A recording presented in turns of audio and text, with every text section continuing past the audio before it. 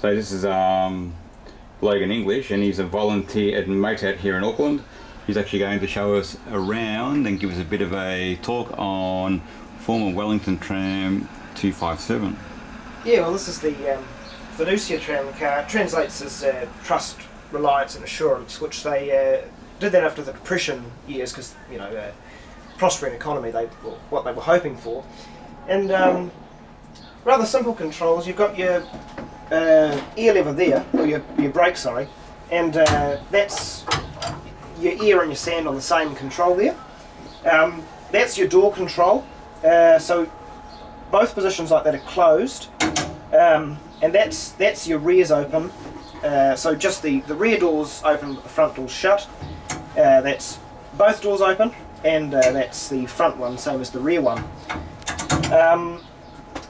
That's your control lever there. It's got dead man's handle. Oh, yeah. So if you're going along and you've got the brake off and you take your hand off that, it throws up sand. It throws up all the brakes on, blows the breaker and does all that to totally stop the tram.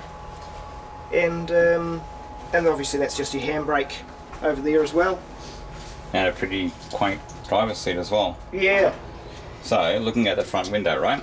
We actually had you've got two different gauges of track. Obviously the outer gauges are for, from what I've seen today, your normal trams like your Melbourne trams, which would probably be a standard gauge. Yeah, Melbourne, Auckland, and Wanganui as well are the other trams we've got here. Yeah. Okay, so the middle track is for Wellington's only.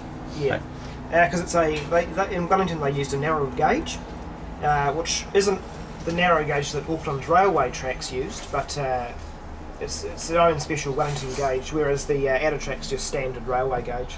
So Wellington had its own gauge. Yeah. They just wanted to be different, did they? Yeah. Okay, and I'd suggest that's obviously just storage area for some reason. Yeah, that's just the basket and everything, and you've got up here as well. Yeah. Your destination controls. So that's you've got cool.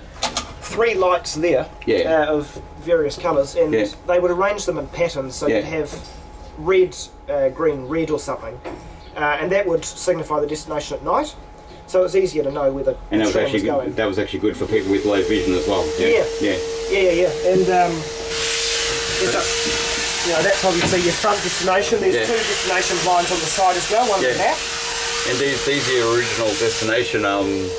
This is your original destination, I suppose, for Wellington, yeah? Yeah. So that's what we've actually got on the roll. So it's got 31, say, and that's what's up there showing what destination is. You can see on the front line as well, you've got backwards lettering, numbering, sorry. We'll definitely wander around and have a bit of a look at that. Okay, and the actual passenger car itself is actually really interesting in itself. Have a look at that. That is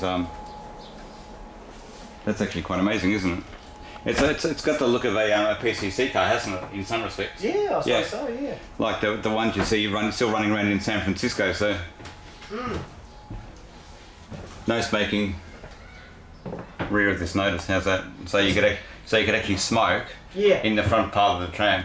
Oh, it had to be in the rear. You see that in the Auckland trams in our streamliner. Yeah. Where you can only smoke in the back, and it's, you know, air on the front, blows out the back. Okay. That's cool. And so, okay, there's your stock control there.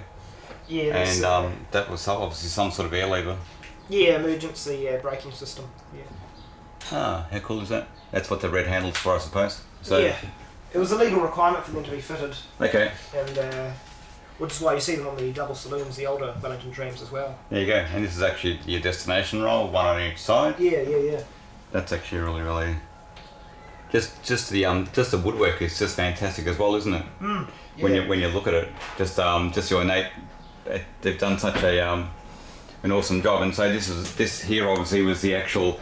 So when the tram's actually driving along, this is obviously closed.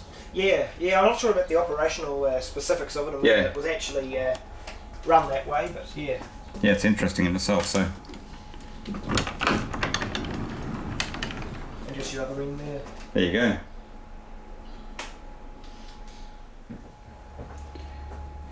So these seats actually flip over. Yeah, like that. Flip it over. And Logan was actually saying that the Wellington trams are fine because they just works, but they actually the Auckland trams actually hit each other because they were trying to introduce more seats and more capacity, which is really interesting. So.